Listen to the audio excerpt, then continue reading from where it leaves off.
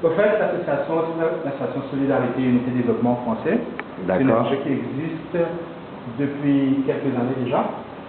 Okay. On croit beaucoup dans ce que je dirais, c'est l'empowerment des gens.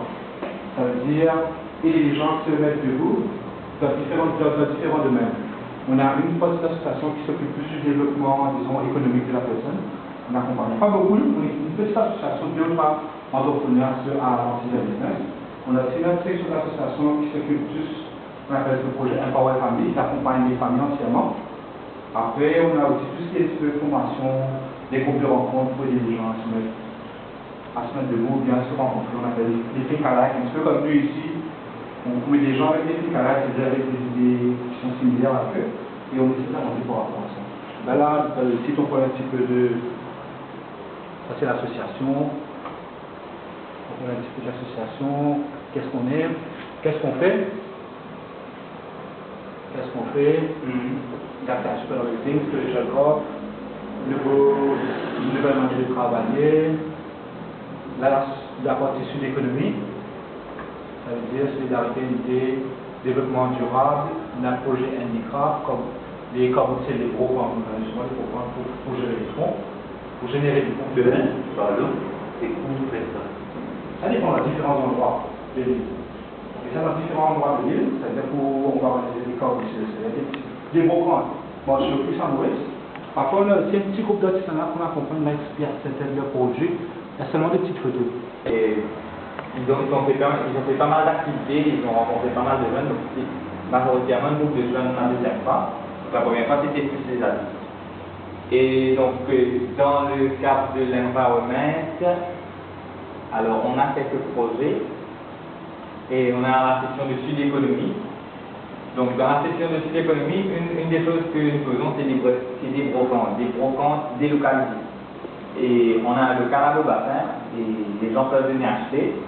Et ce qu'on fait aussi, chaque fois un ou deux fois par mois, nous allons dans des endroits spécifiques, des endroits assez pauvres. Et là-bas, on fait des brocantes et on vend des matériels à prix bien bas. Et d'un côté, pour récolter de l'argent, et de l'autre côté, pour permettre à ces personnes de venir acheter quelque chose. Peut-être un produit qui se vend peut-être à 200-300 rupies, et il y a des gens qui n'utilisent pas ça, alors ils nous donnent, et nous, peut-être on revend ça à peut-être 10 rupies ou 15 rupies. Et c'était plus dans le fait aussi d'un genre d'empowerment, c'est-à-dire quand les gens ils viennent, ils achètent, et ils ne sont pas assistés. C'est-à-dire on vient, on donne ça, on dit ah, vous avez besoin de ABCD, voilà, on vous donne. Demain on revient, vous avez besoin de ça, voilà, on vous donne. Mais c'est plus d'essayer de les inculquer comment dire ça. Ouais, on les apprend à pêcher. Donc déjà, on commence par peut-être un peu poisson avant de la tête toujours. Et petit à petit jusqu'à ce qu'ils nous permettent dans la tête directement dans l'océan. Et donc, l'un des autres projets, c'est Handicraft. Alors, il y a un petit groupe de madame et dans certaines cités différentes.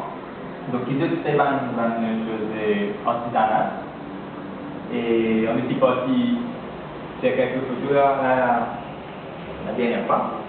Donc là, c'est un peu les produits que ces dames font.